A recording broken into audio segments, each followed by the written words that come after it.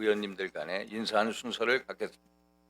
국정조사 첫 회의이므로 의원님 좌석 순서에 따라 오른쪽부터 교차 순서로 인사 말씀을 듣도록 하겠습니다.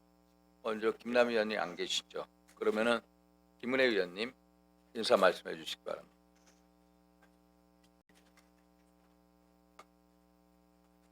네, 국민의힘 경기도 분당을 김은혜 국회의원입니다.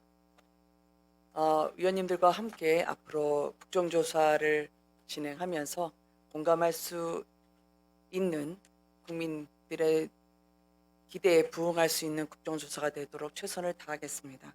제가 지난 6월 3일 밤에 송파구 잠시 7동 제2투표소를 갔었을 때 참정권 훼손에 분노하는 국민들의 절규를 들었습니다. 2월 5일에 같은 투표소에서는 청년들과 노인들이 경찰에게 사지를 붙들려서 끌려나가는 장면을 두 눈으로 목격을 했습니다. 그 이후에 올림픽공원에 모인 국민들과 전국에서 쏟아지는 청년들의 시국 선언을 보면서 정치인으로서 과연 무엇을 할 수 있는지 또 무엇을 해야 하는지 고통스럽게 고민을 했습니다. 그래서 저는 참정권 훼손에 분노하는 국민들의 목소리를 극우로 왜곡하거나 음모론으로 폄훼하거나 또는 패가망신을 운운하면서 겁박하는 일들이 국정조사 과정에서만큼은 벌어지지 않기를 바랍니다. 또한 이 국정조사에 청년들의 호소를 듣는 자리를 반드시 마련해서 이번 국정조사가 그냥 정치권의 형식적인 절차가 아니라 국민의 분노와 명령을 담아내는 국민 국정조사가 될 수 있도록 여야 간사님 그리고 위원장님들께서 뜻을 함께 해주시기를 요청을 드립니다. 국정조사에 많은 국민들의 기대를 알고 있습니다. 국정조사를 보면서 더 분노하거나 힘들어지지 않도록 저도 작은 힘이나마 보태겠습니다. 감사합니다. 다음 김성애 의원님 인사 말씀해 주시기 바랍니다. 네, 더불어민주당 고양시가 김성애입니다. 지금까지 선거관리위원회에 대해서 정치권이 발언을 자제해 왔던 것은 어디까지나 선거관리위원회가 중립적으로 선거관리를 잘 해달라라는 부탁을 드리는 것이었습니다. 일부 부정선거 신앙촌 사람들이 무슨 형상기억 용지까지 꺼내가면서 부정선거 이야기할 때 선관위는 그렇지 않다라고 열심히 옹호해주고 변호해 주었습니다. 그런데 이제는 국면이 완전히 바뀌었습니다. 지금은 뭐 여야 할 것 없이 전 국민이 선관위에 이런 해태와 무능, 무책임에 대해 분노하고 있다라는 입장 모두가 함께 나누고 있다고 생각하고요. 지금 우리가 하는 이야기는 어떤 특정 정당에게 선관위가 복종해라라는 이야기가 아닙니다. 지금부터 이루어질 이 선관위의 실태를 살펴보고 실체를 고발하는 것은 정치적 공격이라고 선관위가 받아들여서는 안 될 것입니다. 저희가 요구하는 것은 정치인이나 정당의 눈치를 보라는 것이 아니라 선거관리위원회가 최소한 국민의 눈치는 봐야 한다라고 말씀드리는 것이고요. 그렇게 하지 못하고 나태하게 조직을 운영해오고 선거관리를 엉터리로 해온 점에 대해서는 이번 국정조사를 통해서 확실한 진상을 규명하고 재발 방지에 대책을 세우고 나아가 선거관리위원회 개혁 방안까지 잘 논의하는 회의가 되도록 같이 힘을 보태겠습니다.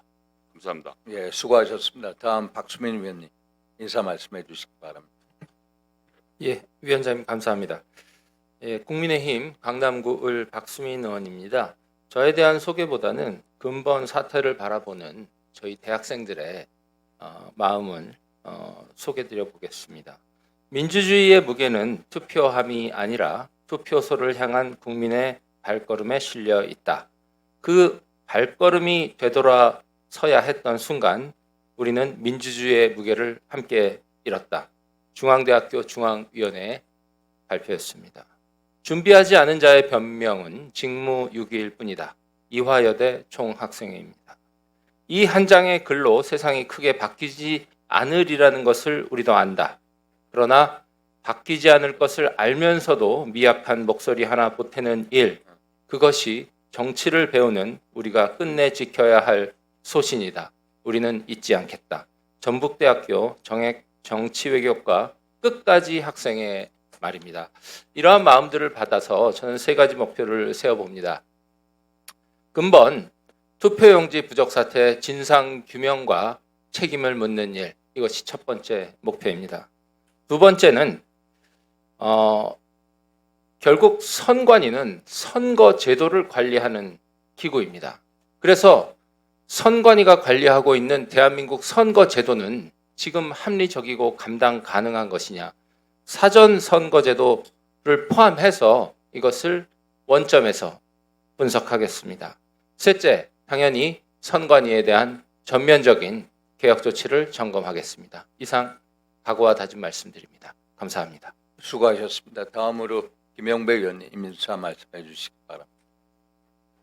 네, 서울 성북갑의 김영배입니다. 저도 이해가 안 되는데 어떤 국민들께서 이 상황을 이해하실 수 있겠습니까? 정말 참담한 일이 발생했습니다. 우리 중앙선거관리위원회는 1960년도에 3.15 부정선거 이후에 이승만 정권의 부정선거를 막기 위해서 4.19 혁명이 일어난 이후에 채택된 헌법의 최초로 중앙선거위원회라는 명칭으로 헌법에 반영이 된 바 있습니다. 그리고 1962년도 5차 개헌 때 그게 중앙선거관리위원회와 각급 선거관리위원회라고 하는 이름으로 헌법에 반영이 돼서 지금까지 중앙선거관리위원회 체제로 이어져 오고 있고 중앙선거관리위원회 그 이름을 유지해 오고 있습니다. 크게 보면 선거관리를 하고 국민투표를 관장하고 정당의 사무에 대한 업무를 관장하고요. 또 더 나아가면 선거운동과 관련된 규제도 담당을 하고 있고 정치자금법 관련된 일도 하고 있습니다. 일도 여러 가지가 꽤 많은 편인데 실제로 우리 민주공화국의 신뢰의 기초가 되는 그 입구 선거 과정에 대한 관리, 이게 중앙선거관리의 가장 중요한 임무이지 않습니까? 근데 정작 본연의 그 업무 이외에 다른 업무를 너무 많이 벌리다 보니까 본연의 업무를 제대로 추진하지 못한다라고 하는 비판이 그동안 꾸준하게 제기되어 왔습니다. 저도 정개특위 간사로서 2022년도에 소쿠리 투표 사태 때 여러 가지 제도 개선도 그때 했고 질책도 한 바 있습니다. 특별히 행안위원으로서 21대 국회 때 중앙선거관리위원회 위원장 인사청문회 시절에도 현재 있는 중앙선거관리위원회 시스템 이게 괜찮겠느냐, 특히 이 투개표 관리 문제를 포함해서 지방 정부 이 인력을 동원해야만 현재 선거 관리가 이제 이 원활하게 진행이 될 수 있는 현재의 인력 시스템을 포함해서 거버넌스 자체가 호선으로 진행되고 있는 현재 있는 헌법 체제, 대법관이 이 관례적으로 이렇게 호선받으면서 하는 현재의 시스템을 가지고 책임성과 투명성을 어느 정도 보장할 수 있겠느냐. 그 독립성도 중요하지만 국민들의 신뢰를 얻으려면 결국 책임성과 투명성, 능력 입증을 안 하면은 어렵지 않느냐, 이런 문제가 계속 제기돼 왔습니다. 그런데 결국 지금 우리 청년들의 분노가 폭발하는 이런 상황까지도 이제 맞이하게 되면서 이제 우리 국회가 느지막하게 이제 국민들의 그동안의 문제 제기를 이제 지금 다루게 되었습니다. 이제 정말 우리 정치권도 그동안 일종의 묵은 과제를 우리가 함께 해결해 나가는 시점이기 때문에 정말 겸허한 자세로 그렇게 국민의 뜻을 받들어 나가야 되지 않을까라는 생각을 하고 저희들도 책임 있게 임하겠다는 말씀드리면서 나중에 국정조사가 끝나고 나면 원인과 책임 그리고 대안도 만들어서 입법 그리고 심지어는 개헌까지도 함께 방안을 마련할 수 있도록 머리를 모으자라는 말씀을 드립니다.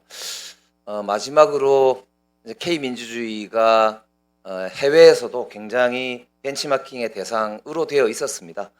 그런 점에서도 우리가 이제 높아진 국격에 맞게 다시 한번 오히려 이런 국정조사 과정이 이후에 우리 K국격을, K민주주의를 전 세계에 다시 한번 또 인식시킬 수 있는 계기로도 작동을 했으면 좋겠다 싶고 우리 청년들과 함께 대안을 마련하기 위해서 최선을 다하겠다는 말씀을 드립니다. 이상입니다. 예, 수고하셨습니다. 다음